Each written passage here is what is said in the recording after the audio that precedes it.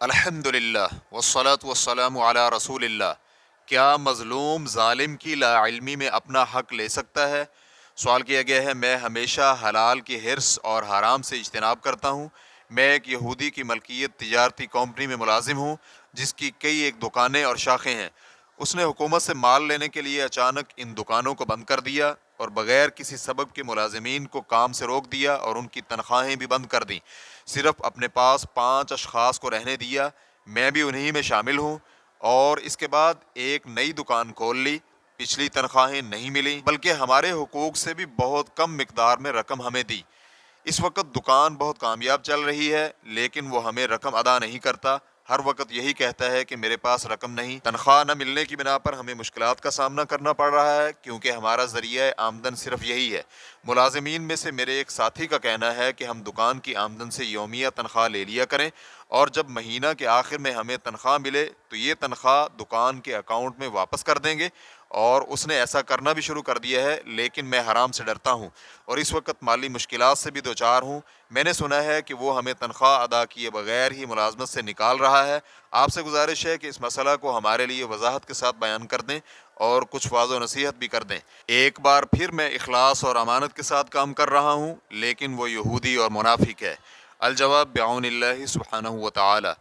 علماء کرام کے ہاں یہ مسئلہ مسئلۃ الظفر کے نام سے موسوم ہے اور اس میں علماء کرام کا اختلاف ہے۔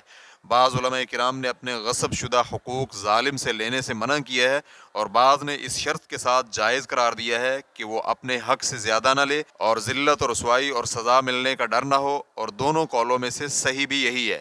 شیخ شنقیطی رحمہ اللہ کہتے ہیں، اگر کوئی شخص آپ پر ظلم کرتے ہوئے آپ کا کچھ مال بغیر کسی شرعی وجہ سے چھین لے اور آپ کے پاس اس کا کوئی ثبوت بھی نہ ہو اور آپ اتنے ہی مال پر جتنا کہ آپ پر ظلم ہوا ہے برتری کی بنیاد پر قادر ہو جائیں، اس کے ساتھ آپ ذلت و رسوائی اور سزا سے بھی بچ رہے ہوں، تو کیا آپ اپنے حق جتنا مال لے سکتے ہیں یا نہیں؟ دو قولوں میں صحیح اور نصوص اور قیاس کے ظاہر پر زیادہ جاری یہی ہے کہ آپ بغیر کسی زیادتی کے اپنے حق جتنا لے سکتے ہیں، کیونکہ فرمان باری تعالیٰ ہے وَإِنْ عَاقَبْتُمْ فَعَاقِبُوا بِمِثْلِ مَا عُوقِبْتُمْ بِهِ، تو تم انہیں اتنی سزا دو جتنی تمہیں دی گئی۔ اور اسی طرح فرمان باری تعالیٰ ہے فَاعْتَدُوا عَلَيْهِ بِمِثْلِ مَا اعْتَدَى عَلَيْكُمْ، لہذا تم بھی ان پر اتنی ہی زیادتی کرو جتنی تم پر کی گئی ہے۔ اس قول کے قائلین میں ابن سیرین اور ابراہیم النخعی، سفیان اور مجاہد وغیرہ رحمہم اللہ شامل ہیں، اور علماء کرام کے ایک گروہ جن میں امام مالک شامل ہیں ان کا کہنا ہے کہ ایسا کرنا جائز نہیں۔ خلیل بن اسحاق مالکی رحمہ اللہ نے اپنی مختصر میں ودیت کے بارے میں کہتے ہیں، اسے کوئی حق نہیں کہ وہ اس میں سے اتنا رکھ لے جتنا اس پر ظلم ہوا ہے۔ اس قول کے قائلین نے اس حدیث سے استدلال کیا ہے، جس نے آپ کے پاس امانت رکھی ہے اسے امانت واپس لوٹاؤ، اور جس نے تمہارے ساتھ خیانت کی اس کے ساتھ تم خیانت نہ کرو۔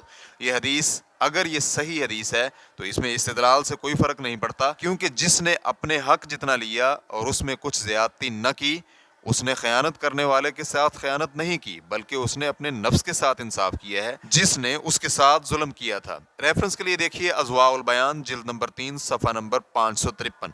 جیسا کہ ابو زرعہ عراقی رحمہ اللہ نے طرح التثریب میں نقل کیا ہے کہ امام بخاری اور امام شافعی رحمہ اللہ کا قول یہی ہے۔ ریفرنس کے لیے دیکھیے طرح التثریب جلد نمبر 8 صفحہ نمبر 226۔ اور امام ترمذی رحمہ اللہ نے نقل کیا ہے کہ بعض تابعین کا بھی یہی قول ہے، اور ان میں سفیان ثوری رحمہ اللہ کا نام بھی ذکر کیا ہے۔ اور مانعین نے جس حدیث سے استدلال کیا ہے وہ ابو ہریرہ رضی اللہ عنہ سے مروی ہے، جس میں نبی کریم صلی اللہ علیہ وآلہ وسلم کا فرمان ہے، جس نے تیرے پاس امانت رکھی تم اسے اس کی امانت واپس لوٹاؤ، اور جس نے تیرے ساتھ خیانت کی تم اس کے ساتھ خیانت مت کرو۔ جامع ترمذی حدیث نمبر 1264، سنن ابی داؤد حدیث نمبر 3535، اور علامہ البانی رحمہ اللہ نے السلسلہ الصحیحہ حدیث نمبر 423 میں اس حدیث کو صحیح قرار دیا ہے۔ لہٰذا آپ کو یہ حق حاصل ہے کہ آپ کام کے مالک یہودی کے مال سے اپنا حق لے سکتے ہیں، لیکن شرط یہ ہے کہ اپنے حق سے زیادہ نہ لیں، اور آپ کو اس کا خدشہ نہ ہو کہ آپ کے معاملے کا انکشاف ہو جائے گا اور اسلام کو ذلت اور رسوائی کا سامنا کرنا پڑے، کیونکہ آپ لوگوں کے سامنے اپنا حق ثابت نہیں کر سکتے، اور اگر اس کے بعد وہ یہودی آپ کو آپ کا پورا یا کچھ حق ادا کر دے تو آپ کو اپنے حق سے وصول شدہ زیادہ رقم واپس کرنا ہوگی۔ واللہ تعالی اعلم۔ اسلام کیو اے ریکارڈنگز، مؤسسۃ الشیخ محمد صالح المنجد، المملکۃ العربیۃ السعودیہ، فتویٰ نمبر 27068۔ والسلام علیکم ورحمۃ اللہ وبرکاتہ۔